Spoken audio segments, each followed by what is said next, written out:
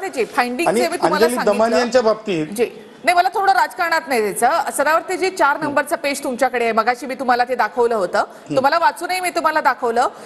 तो 11 नंबरचा पॉइंट आणि त्यावर जे फाइंडिंग आहे तर त्याच्यामध्ये डोमेस्टिक व्हायलन्स हा शब्द मी तुम्हाला या ठिकाणी सांगितला होता. तुम्हाला पेपर मिळाला सदावर्तेजी? 4 नंबरचा पेज. हो, हे काय पॅराग्राफ नंबर पेज नंबर 4 1 नंबरचा पॉइंट आहे तो पॉइंट 11 नंबर पॉइंट आहे, त्यामध्ये त्यांनी डोमेस्टिक व्हायलन्स हे पण लक्षात घ्या. हा मी सांगू तुम्हाला, त्याचं उत्तर देऊ? बोला सदावर्ते. निखिला उत्तर देऊ? निखिला, आपल्याकडे आहे ना एक विविध पद्धती आहे, प्रोसिजर आहे. त्या प्रोसिजर मध्ये आहे ना जामीन घ्यायची असेल तर अँटिसिपेटरी बेल ऍप्लिकेशन नावाचं हेड असते. जर एखादा मेंटेनन्स घ्यायचा असेल तर डीव्ही ऍक्ट खाली मेंटेनन्स घेतलं जाऊ शकते. 125 सीआरपीसी खाली, जुन्या सीआरपीसी खाली मेंटेनन्स घेतलं जात असते. त्याच्यामुळे त्या कायद्याच्या अन्वय अर्थाने ते तिथे ठेवलेला तो पॉइंट आहे. याचा अर्थ ते सिद्ध झालं किंवा ते नाही सिद्ध झालं म्हणून कोर्टाने पार्टली त्यांचं पेमेंट अलाउड केलेलं आहे. पार्टली याचा अर्थ ते सिद्ध झालंय म्हणजे तो गुन्हा सिद्ध झाला किंवा तिथे काहीतरी ट्रायल झाली असं नाही येते. आणि इंटरिम अप्लिकेशनचे प्रायमा फेसी पाहून दिले जातात. त्याच्यामुळं इंटरिम एखादी जर अंतरिम जर एखाद्याला जामीन दिली तर ती जामीन सुद्धा अंतरिम रद्द झालेली आपण पाहिलेली आहे. तसंच या अर्जांमध्ये बरेच वेळेस जे आहे असे अर्जांच्या बाबतीमध्ये फायनली डिसिजन सुद्धा विरोधात जाऊ शकत असतात.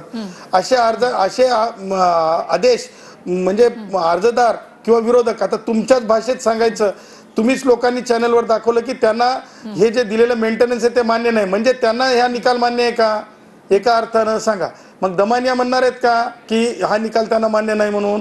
मग धनंजय मुंडे साहेबांना जर हे मान्य नसेल तर तेही कोर्टात जाऊ शकतात. म्हणजे दोन्ही पार्टीला मान्य आहे का हे हा सुद्धा महत्वाचा भाग आहे. आणि जर मान्य नसेल तर या निकालाचा अर्थ काय काढायचा? मग याच्यावर राजकारण करण्याची गरज आहे का? असं मी साधा आणि सोप्या भाषेमध्ये मी सांगतो.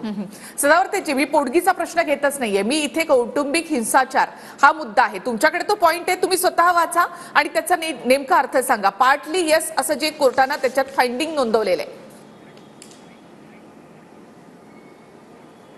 हे पहा, मी तुम्हाला सांगतो ना, डोमेस्टिक व्हायलन्स ऍक्ट खाली, त्याला डीव्ही ऍक्ट म्हणतात, त्या ऍक्ट खाली हा अर्ज केला जातो.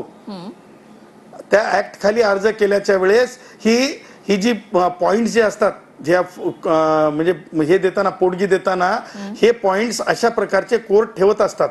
कारण नेहमी अर्जदार म्हणत असतो की मी बायको आहे, नेहमी अर्जदार म्हणत असतात की मला ही पोटगी पाहिजेत आहे आणि त्या अर्थाने ते डोमेस्टिक व्हायलन्स खाली मी अर्ज करत आहे असा त्याचा अर्थ असतो. आणि त्या अर्थाने कोर्टाने, मी म्हणणार नाही स्टेरिओटिपिकल म्हणणार नाही, परंतु अशा प्रकारचे जर आपण दुसऱ्याही केसेस मध्ये बघितलं तर अशाच प्रकारचे मोस्टली जे पॉइंट्स आहेत कोर्ट ठेवत असतात. ते पॉइंट आहे, फाइंडिंग नाही, पॉइंट आहे. आणि फाइंडिंग पार्टली येस जे म्हणलंय ते तुम्हाला मी सांगितलेल्या पेज नंबर 10 पॅरेग्राफ नंबर 2 मध्ये वाचावं लागेल. नक्कीच सदावर्तेजी, जी करुणा मुंडेंची याचिका आहे, पॉइंट्सला फाइंडिंग म्हणू नका, जी याचिका जी फाइंडिंग लिहिलेलं आहे सदावर्तेजी, त्यामध्ये फाइंडिंग लिहिलेलं आहे, I have recorded my finding there on for the reasons as under, असं म्हटलेलं आहे. मी तुम्हाला पुन्हा एकदा पॉइंट वाचून दाखवते. Does the applicant prove prima facie that applicant number 1 has been subjected the domestic violence at the hands of the respondent.